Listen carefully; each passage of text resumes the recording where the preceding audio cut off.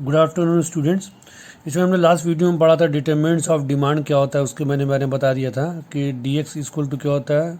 D X मतलब demand of community X, function of P X P T Y T F, मतलब कि price community की, time, ठीक है, टेस्ट एंड प्रेफरेंस हो गया, सॉरी टी का मतलब प्राइस रिलेटेड गुड्स है, वाई का इनकम है, कंज्यूमर कितनी इनकम है, और टी से क्या हमारा टेस्ट एंड प्रेफरेंस, एफ से क्या है एक्सपेक्टेशन है। उसी से इसका भी क्या है कि मार्केट डिमांड में क्या था, पॉपुलेशन का क्या रिलेशन होता है जब डिमांड बढ़ती घटती है, सीजन वेदर क्या है, distribution of income. Distribution income में क्या होता है, अमीर अमीर क्या होगा, अच्छी नॉर्मल गुड्स को क्या होगा, ज़्यादा खरीदेगा पैसा होगा, ठीक है, गरीब क्या करेगा, उसकी डिमांड कम होगी। तो ये कह रहा है कि जब फैक्टर डिस्ट्रीब्यूशन का जो अमीर को पैसा ज़्यादा होगा तो क्या करे, वो ज़्यादा खरीदेगा, और गरीब क्या खरीदेगा, कम खरीदेगा, ठीक है। तो फैक्टर डिस्ट्रीब्यूशन ये इफेक्ट पड़ता है, ठीक है। तो ये तमाम फैक्टर जो है हमारे डिमांड पर क्या करती है, इम्पैक्ट डालती हैं। इसको मैंने आपको यहाँ पर कल वीडियो मैंने आपको बता दिया था कि प्राइस बढ़ती है और डिमांड क्या होता है, घटती बढ़ती है, इसके बारे में मैंने सब बता दिया था। और हमारे एक और रह गया था, जो हमारे ये रह गया था, ये आपका क्या था, प्राइस और रिलेटेड गुड, ठीक है। इसके बारे में आपको डिटेल पढ़ाते हैं अभी आपको। अब देखिए, प्राइस और रिलेटेड गुड्स क्या होते हैं। दो टाइप के प्राइस ऑफ रिलेटेड गुड्स होते हैं। एक होता है सब्स्टिट्यूट गुड होता है, एक होता है हमारा क्या होता है, कॉम्प्लीमेंट्री गुड्स होता है।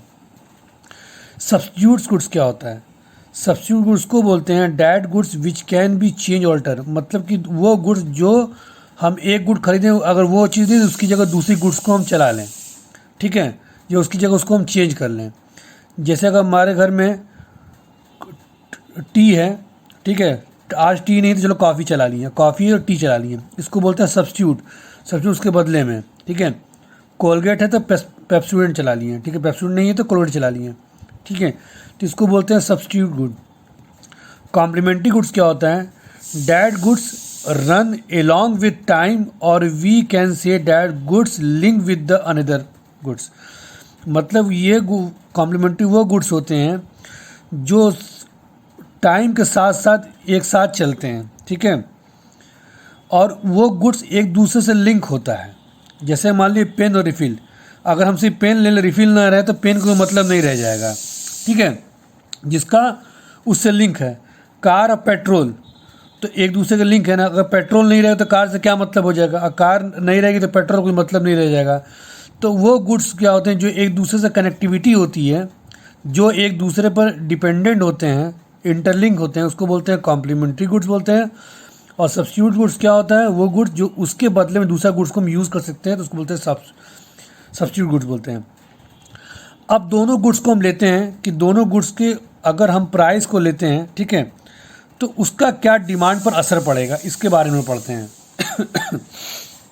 देखिए, अगर मान लीजिए हमने दो गुड्स को लेकर चलते हैं, अगर हमने टी की प्राइस को इंक्रीज़ कर दिया, बढ़ा दिया, तो जाहिर बात है कि टी की डिमांड क्या हो जाएगी, कम हो जाएगी, और जब टी की डिमांड कम हो जाएगी तो कॉफ़ी की डिमांड क्या हो जाएगी, बढ़ जाएगी। अगर हम कॉफ़ी के प्राइस को कांस्टेंट रख लेते हैं और टी के प्राइस को इंक्रीज़ करते हैं, तो ऑब्वियसली जब टी का दाम जब क्या होगा, बढ़ेगा, तो टी की डिमांड क्या हो जाएगी, कम हो जाएगी, और इसकी डिमांड बढ़ जाएगी, कॉफ़ी की डिमांड बढ़ जाएगी।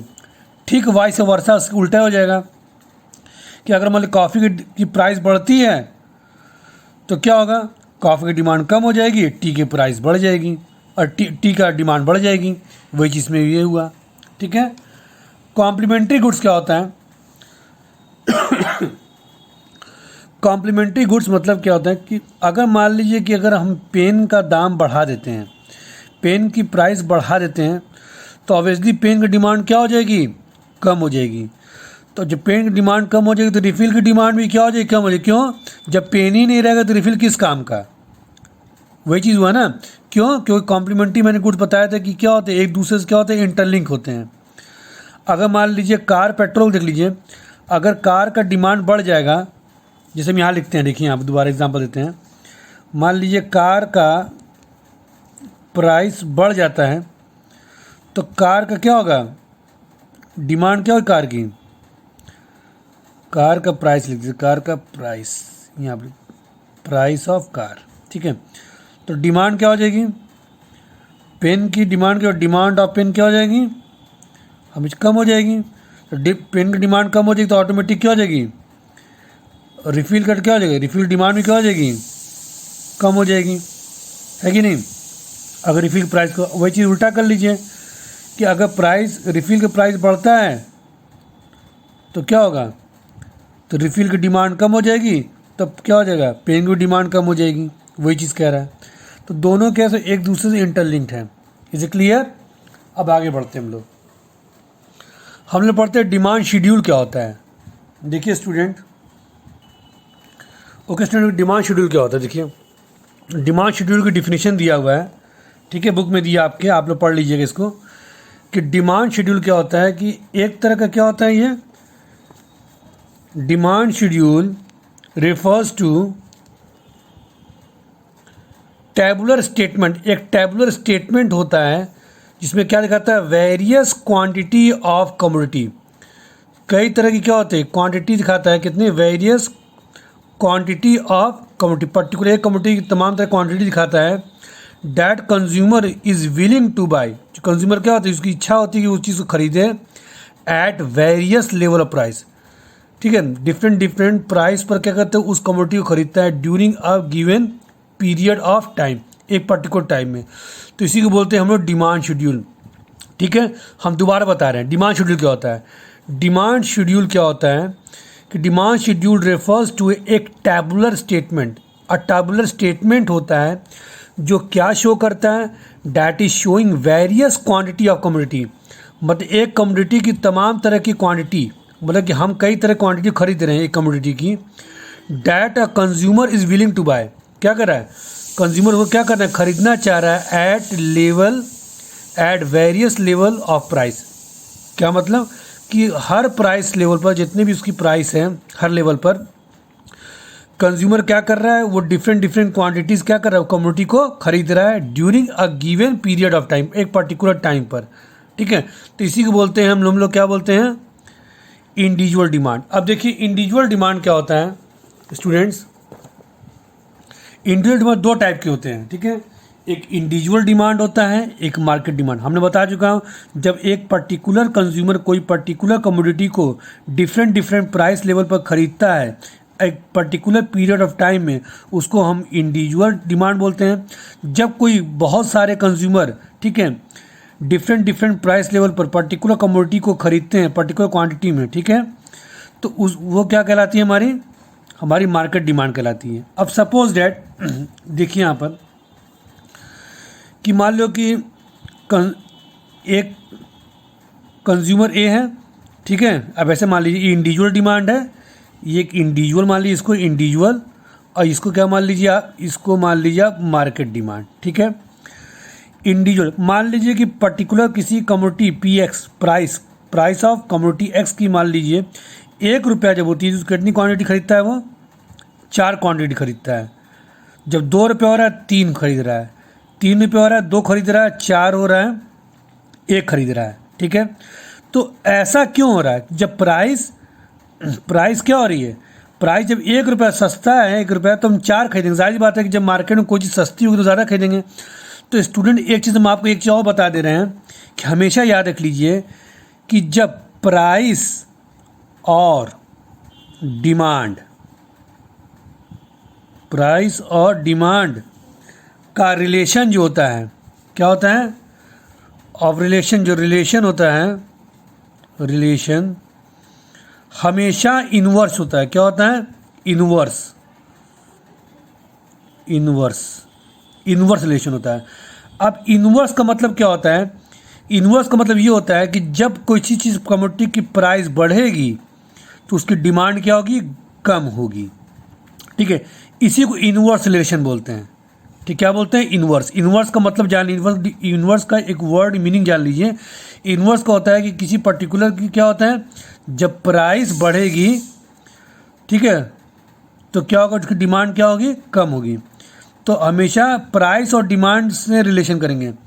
कंज्यूमर की इनकम से मत कंपेयर कीजिएगा, पर्टिकुलर कमोडिटी की, किसी पर्टिकुलर गुड्स की प्राइस, जैसे मान लीजिए गोल्ड, सोना मान लीजिए, सोना की प्राइस अगर बढ़ेगी बहुत ज़्यादा तो डिमांड क्या होगी, कम लगेगी। अगर ये सोना का दाम घटता चला जाए, प्राइस कम होगी तो डिमांड क्या होगी, बढ़ने लगेगी। तो यही कह रहा है कि अगर इसकी प्राइस घटेगी तो डिमांड क्या होने लगेगी, बढ़ने लगेगी। तो ये हमेशा अपोजिट रिलेशन होता है, तो इसको बोलते हैं इनवर्स रिलेशन, ये हमेशा याद रखिएगा। ठीक है। अब देखिए इंडिविजुअल डिमांड क्या होता है, तो 1 रुपया जब है किसी पर्टिकुलर कमोडिटी की, हमारे कमोडिटी एक्स है, उसकी प्राइस है तो हम 4 खरीद रहे हैं, 2 है तो हम 3 खरीद रहे हैं। जैसे प्राइस बढ़ रही है डिमांड हमारी क्या हो रही है, कम हो रही है। ठीक है।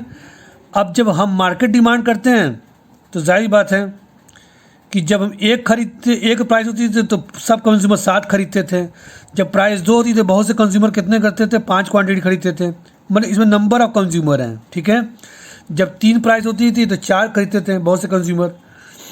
जब 4 रुपये हुआ तो 2 खरीदते थे। तो अब ये दोनों क्या करेंगे, हम इसको ऐड कर देंगे। तो 7 4 क्या, ए प्लस बी को ऐड कर देंगे हम यहाँ पर। 7 4 11, 5 3 8, 4 2 6 और 2 1 3 ये। ठीक है। तो अब ये समझिए कि जब एक इंडिविजुअल का क्या ग्राफ बनेगा, मान लीजिए प्राइस क्या है 1 2 3 4, प्राइस क्या बढ़ रही है और डिमांड क्या हो रही है 1 2, डिमांड यहाँ बढ़ रही है। प्राइस यहाँ पर जब बढ़ रही है डिमांड क्या, और डिमांड भी इधर क्या हो रही है। जब प्राइस जब बढ़ रही है तो डिमांड क्वांटिटी क्या हो रही है, देखिए उस अपोजिट समझिए, यहाँ पर ऐसे समझिए डिमांड का हमेशा नीचे होता है ना, ऐसे करके प्राइस घट रही है, ऐसे समझिए, ऐसे बढ़िए कि जब प्राइस बढ़ रही है यहाँ पर तो डिमांड क्या हो रही, घट रही है। ऐसे उल्टा मैंने बोल दिया था आपको। जब प्राइस बढ़ रही जब 1 रुपया हुआ तो हमारा कर्व यहाँ पर क्या है, 1 रुपये में 4 में खरीद रहे थे, 4 चीज़ खरीद रहे थे। जब 2 हुआ तो हम 3 खरीद रहे हैं, 3 हुआ तो 2 खरीद रहे हैं, और 4 हुआ तो 1 खरीद रहे हैं। ठीक है। ये चीज़ मैंने बता रहा था। ठीक है। जब प्राइस बढ़ रही डिमांड क्या हो रही है, कम हो रही है। डिमांड कम हो रही है, और जिसे प्राइस क्या कम हो रही है डिमांड क्या हो रही है, हमारी बढ़ रही है। ठीक है। उसी तरह क्या होगा, आपका डिमांड कर्व क्या होगा, मार्केट डिमांड क्या होगा, ये थोड़ा सा फ्लैटन जाएगा। फ्लैटन में थोड़ा इस तरह से जाएगा। क्यों, क्योंकि बहुत से कंज्यूमर खरीद रहे हैं। ठीक है। जब दोनों को हम जोड़ेंगे, ए प्लस बी को जोड़ देंगे, ए और प्लस को जब ऐड कर देंगे तो इसका कर्व कैसे बनेगा, थोड़ा इस तरह बनेगा, थोड़ा सा फ्लैटर्न बनेगा, फ्लैट की टाइप बनेगा। क्यों, क्योंकि हमने ए और बी को क्या कर दिया, ऐड कर दिया। ठीक है। तो ये हमारा क्या है, डिमांड कर्व है। Is it clear? Okay students.